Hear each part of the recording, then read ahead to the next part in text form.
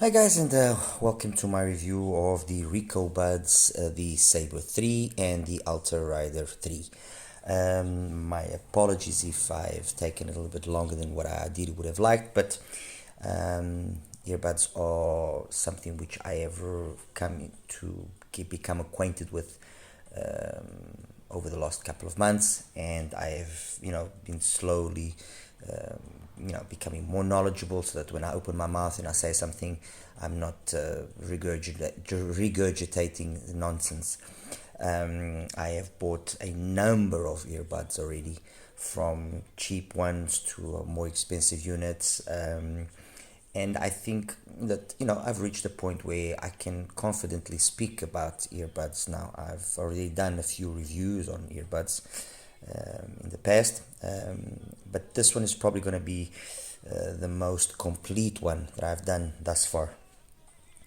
And I couldn't have chosen a better reason to do that, because both of these buds from Rico are absolutely amazing. To cut a long story very short, are absolutely amazing. Both of them are obviously DIY made, but both of them have been done, and they have been created with a lot of work behind them. This was not a question of just buying the shells, shoving some drivers in there, doing some half-assed tuning to that, and putting it out the door. No, from the shells, which have all been custom designed, although they look like the MX500 shell, there's nothing. That's where the similarity kind of ends.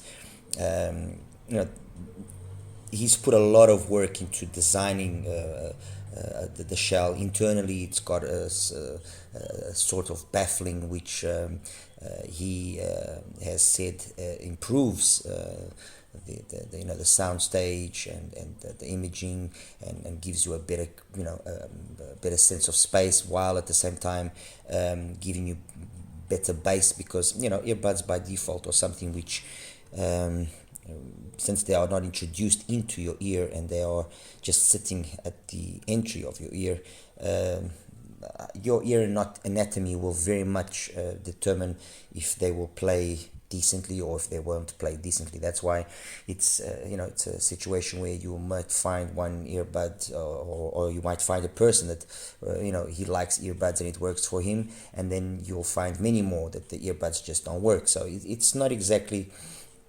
an easy thing to review, because I'm now here saying that the RIKUBUDS are amazing, the Saber 3 and the Ultra Rider 3 are amazing, and some of you might actually go and buy it, try it, and say, oh well, Acros is full of nonsense, he doesn't know what he's talking about.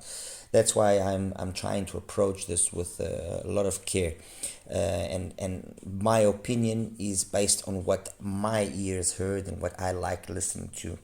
So all of what you're about to hear is on that, and obviously then you take it with you give it the importance that you want to give it. Let's put it that way.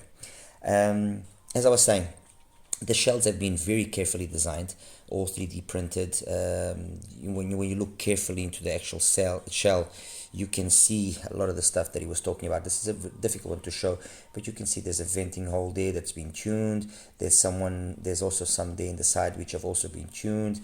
So there's work here. There's R&D in there.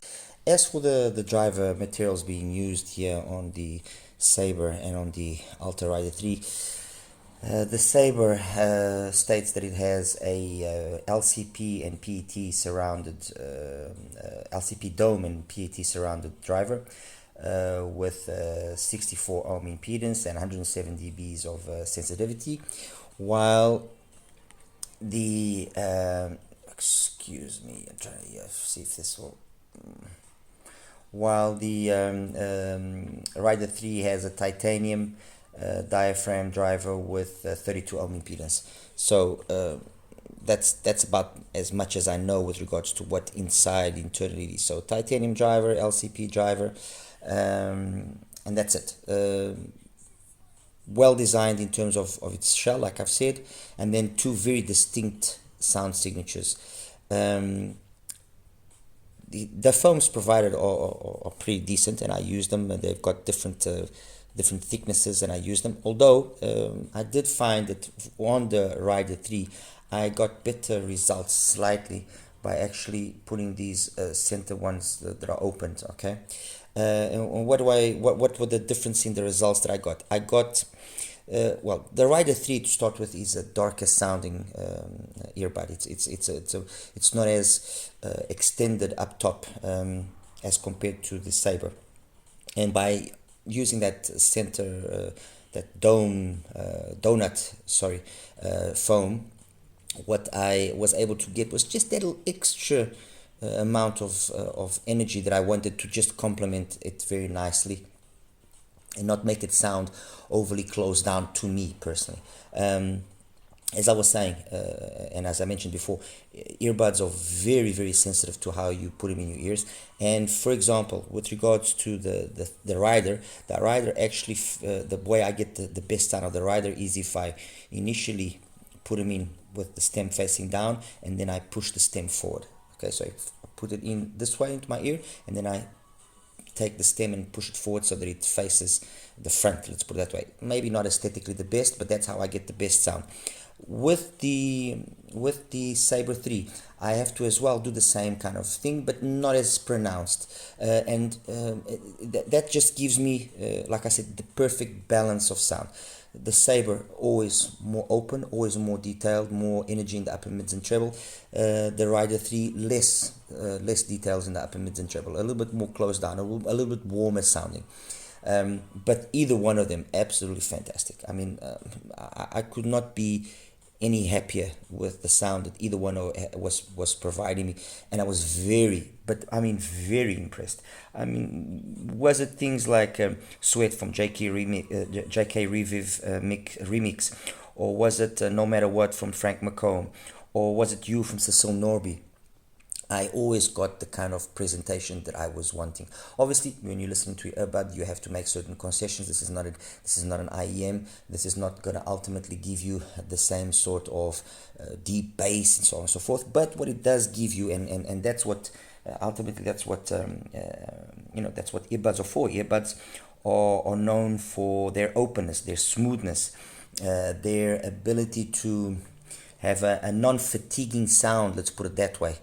Because of how smooth and open they are, basically. I mean, I really can't explain it in a better manner. Obviously, that is down to how well the mids are done, and the mids are always the fundamental and make or break, in my opinion, of an earbud. Then, of course, the bass will be determined by how good the seal is and how good the driver is, or capable the driver is of extending down low, or if then there's usage of some smart internal ducting or internal way of getting a little bit more bass performance, which is the case here of the RIKUBUDS. And the extension up top will ultimately be very much, I think, a driver dependent thing. I think a lot of people unfortunately don't like earbuds because, well, not only when they try the earbuds they don't get the ideal fit, and they don't play around as much as they would with an IEM to actually get the ideal fit and the ideal positioning of it, because they are all very sensitive to positioning. That's very true.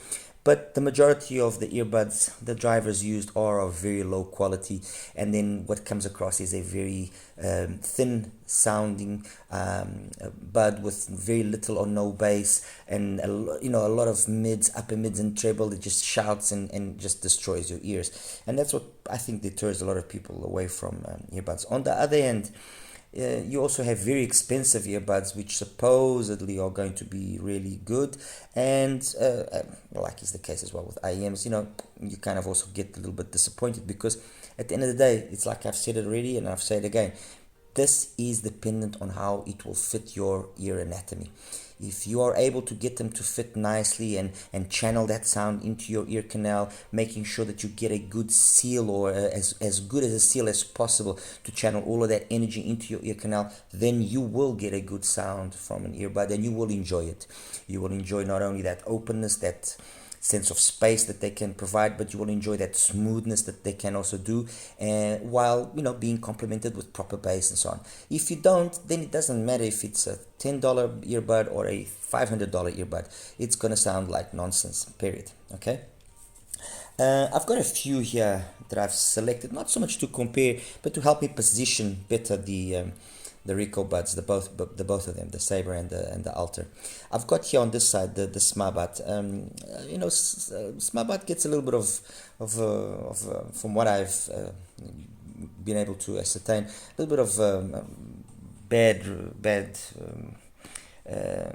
kind of, I wouldn't say it's publicity, but people, I don't know, for some reason they just nail Smartbud. They say that their earbuds suck and this and that, and they're not. Well, personally, what I can say is that this particular one that I've got here is the M4 modular setup, which you buy the M4 and it already brings the driver. And what I've done is I've swapped out the driver and I've put in the Super One driver, which you can buy separately, which is the nice thing, because you can remove these drivers and substitute them for LCP, titanium drivers, for a whole bunch of drivers. In this, the way that it's set up here, we're talking about roughly $100, which is more or less $110, which is basically the price of the Saber 3 and the Alter. They roughly are selling for about $110, which is about 100 euros. Excuse me. And this is what it costs here. The driver itself, the individual drivers, they cost anywhere between $30 to $45, $50. Okay, this is about 50 for this one, which is the same driver as the Super One top of the line IEM earbud that Smartbud makes, and the actual module is again about the same thing, more or less the same price. We're talking roughly the same value as the Rider and the Saber. What is the different thing here, or the differentiating fact as well? The shell, first of all, enables for a detachable cable, and also the shell itself also enables you to tune it via internally. There's a vent which you can swap out with some tuning filters and tune the bass and the relation between the bass and the mids, but that way. I've tuned these ones slightly just to give it a little bit extra bass, and the reality is the bass is only just a little bit that increases. There's never really a dramatic increase in the bass. It's more the balance of the mids and the highs that make that bass sensation be different. And what I can say is that this particular driver, it's got a biological diaphragm. This particular driver, and it's 100 ohms. In the way that it's set up here, it sounds really good. It sounds very, very nice. It's a very competent sounding earbud. Although, truth be told, that its sound is approximating more an IEM. Okay, and I'm sure it's down to the complexity of the shell that it has, with all the ducting that it has inside, and all the tuning of those filters that I've just mentioned or is done. This is like a kind of a hybrid, I would say. It's not 100% an earbud, and also not 100% an IEM. It's sitting somewhere in between there, because you lose a little bit of that openness that, for example, you find on the Saber, especially. So that typical earbud openness, over here it's slightly less. Okay, but I mean, trust me when I say that this sounds good, it sounds good. And I'm sure if a lot of people were to hear this particular earbud as a first time, they would say, oh, okay, earbuds are actually pretty decent, they're not bad. So I've got that. I've got here as well the Duno, which I reviewed recently, and the Duno is fantastic. It's got a big shell with a big stem, metal shell. It's got a nice weight to it, but this thing just sounds phenomenal. Honestly, it sounds phenomenal. Again, the sound is a sound which kind of emulates a little bit more an IEM vibe, but between this one and the Smartbud, this is a hard choice. It's a really hard choice, because it's got a very competent bass, very, very competent bass. That's unquestionable. And then that bass is then very nicely complemented by the mids and the highs. Again, in the case here of the Alpha, of the Duno Alpha, it works better with this type of kind of donut foams. That's how I got the best sound out of it. Okay, then on the opposite end, and this is about I mean between $90 and $100 depending on when you get it. And then yeah, on the opposite end, the most expensive of the ones that I've got here at least, which is the Venture Electronics, the Asura 3.0, $149 roughly. Nice shell, very nice cable, and I mean, out of all the Venture Electronics stuff that I've heard, I probably have to say this is the one that I gravitate towards the most. I also have the Zen, which is twice the price, but for some reason I just like this more. It just sounds really good. Very smooth, very balanced. It's not as bassy as the ones that I've previously mentioned above. Definitely not as bassy in terms of quantity, but it's got a nice quality of the bass. While on the Rider 3, on the Saber, on the Smabat, on the Alpha, you can get that nice sub bass sensation. Over here it's very subdued. Okay, very subdued. And then in the front here I have three cheaper earbuds, but also earbuds which I believe are important enough and are stepping stones for those that are wanting to get into this this world of earbuds. The one is the Kianda 69. The other one is the Ksearphones, the LBBS, and the last one here is the NiceHCK, the EB2S Pro. This is about $25-$30, a little bit difficult to get. This is about $50, and this is about $40. Very different, very distinct sounds, very mid and high frequency centered, with a decent enough bass. It's kind of like the Zen, but less bassy than the Zen. Okay, but very detailed, and for the simplicity of what it is, it sounds absolutely amazing. Honestly, it sounds really good.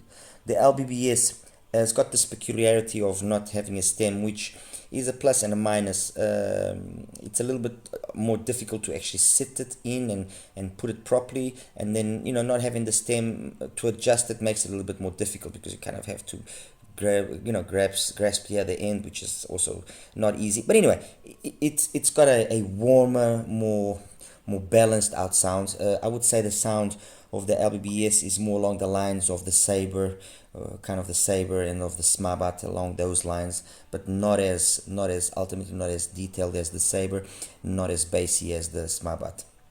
And the NiceHCK is again very similar to the LBBS.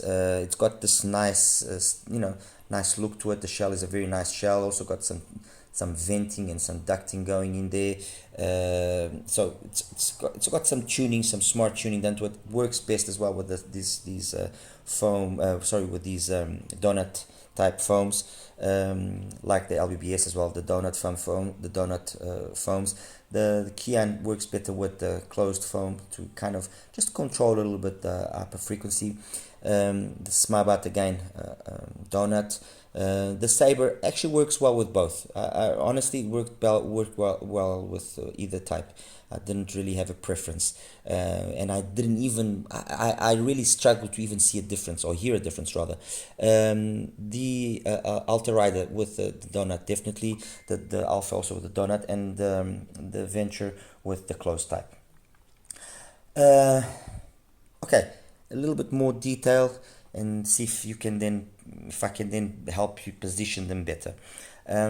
Like I said, this has got great bass, more IEM styled, with less of that earbud characteristic. With regards to that, I would say that the Alta is a little bit more similar to that, but the Alta doesn't have as much extension up top as compared to this. This has got a little bit more extension. In terms of overall spaciousness, I still think that the Alta is got more space, more that sense of openness, although it's a little bit warmer sounding than the Smabat. But it's a fair enough comparison, okay, between the two of them. the Saber is superior to the SmartBud. I mean, what it loses in the bass, which is very minimal, it gains in the mids, in the upper mids, and in the treble, which are, in my opinion, I mean, really something else. Very nice, very nice. The Alpha. I think the Alpha is more approximates itself more to the sound of the Saber 3. Perhaps depending on the way you are able to fit it, you will get a smidge more bass than there, but overall very similar sounding. Also great mids, great highs, very nice. It's also got an LCP driver, and I guess the fact that it's an LCP driver like over here is the reason why we get this sort of very similar sound, while over here this more incisive and more hard-hitting bass is down to the fact that it's a titanium diaphragm. The Venture Electronics, the Asura, very smooth. I would probably say out of all of them, it's probably the smoothest. But it's great soundstage, fantastic, very open, okay. But it's not it's not only about just being smooth and being very relaxing. It's also about whether or not it can be engaging. And in that aspect, when it comes to the fun factor, and I know that, oh my god, I will probably have a lot of VE fans now telling me that I know nothing about this. I feel that I get more fun out of the Saber, for example, which is, I think, the one that is the most similar to the sound of the Asura. Then the Rider is way too bassy to even me make a fair comparison with the Asura. It's not fair. This is got the closest sound to the Asura. It's got the sound which has the more mids, the more detailed mids and upper mids and treble, like the Asura has. As for these three here in the bottom, I mean, to compare them, I can make a comparison, and I will do that. But it's just for me to help position that better. Very nice mids, very nice highs, and so on. Okay, but no comparison to the Saber 3. The Saber 3 is just on a different level, but very competent, very competent. The bass here is, I think, its biggest flaw. With regards to the LBBS and the EB2S Pro, they've got great bass, not a bass on the level of these two. Although I would say that the bass here on the Pro does on occasion approximate itself quite nicely to the bass on the Alta Rider 3. But where you again see the biggest difference between the Saber and these two is in terms of the mids. The mids there just sound a little bit extra more clean, a little bit extra more polished, a little bit extra more organic. Above all, it's more organic, more realistic. With regards to the mids here and these two, the mids by themselves, again, there's a lot of commonality, but the mids there are just a little bit extra more polished. It's just the extension up top that it's a little bit less than these two. These two have a smidge more extension in terms of the upper mids and treble. But again, it's like I'm saying, this is not so much this is the one is the best one, this is the loser. It's for me to help everyone understand better where these two possibly position themselves. Are they upgrades over in these three? Definitely, yes. I mean, unquestionably. You can you feel that everything is done here with that extra touch of smoothness, that extra touch of class, and that's basically it, guys. I mean, above all, I think that Rico has been able to do a very nice job, considering obviously the limitations of being a DIYer. You don't have the magnitude of a big company to do things maybe a little bit better. There is obviously the ability to, from what I understand, to choose better cables, and you can choose better cables. Obviously, that will entail perhaps a little bit extra cost depending on what you're choosing, and that's really the only aspect where you look at them and you can see that this is a DIY product. That's if that is something that you don't want that feeling, then I would say, okay, well, it's a pity because you're missing out on a great product. But that's really its only flaw. I think Rico with time will be able to improve this look of the earbuds, so that they look a little bit more more solid, more I mean, you look at the Duno, and the Duno just looks the part. This whole metal shell and the nice design of how everything is done, it just looks very, very smart. It looks very professional, let's put it that way. And again, I don't want this to sound like I'm in any way taking anything from Riku. I mean, I'm not. What he's done here is very, very impressive. You also get that feeling of a little bit more a better finish overall when you talk about the Asura. It just looks the part. So this is just a small recommendation. Obviously, Rico will do as he sees fit, but I think what he needs to work on is just making the overall appearance of the buds look a little bit more solid. Okay, they look a little bit on like the weak side, that they might break if you're not careful, and of course then making sure that he can improve the cable, to a nicer cable, something that will look just that little extra more premium. That's I think what is needed yet to just make or complement what are two very, very good sounding earbuds. I mean, that's unquestionable in terms of their sound capabilities. Very, very impressive. I've also listened to a lot of TGX gear earbuds, for example. I don't have any with me right now to make a comparison. That's why I didn't mention them. But I will say this much: it trades blows easily with those earbuds, easily, as it does with earbuds like I've shown you here. I mean, $150. And honestly, if I could only choose one, I'll be very honest with you now. If I could only choose one, I would choose probably the Saber 3 over the Asura, simply because the Saber 3 is a little bit more fun to listen to. It's capable of giving some of the music that I like listening to that extra life that I like. This is very smooth, very classy, very, very nicely done. I mean, please, no offense to Venture Electronics, or no offense to anybody that is a fan of Venture Electronics. This is an amazing earbud, and for a long time it was, for me, the best earbud I owned. It was the best earbud I owned, and it's still one of the best ones that I own. But there are earbuds that I now have which are just a little bit more entertaining, for me at least, and there's absolutely nothing wrong with that. Anyway, guys, that's it. I hope you were able to get a good idea of what the RIKUBUDS are about, and I'll see you in the next one. All right, as always, like and subscribe, and take care. Bye bye.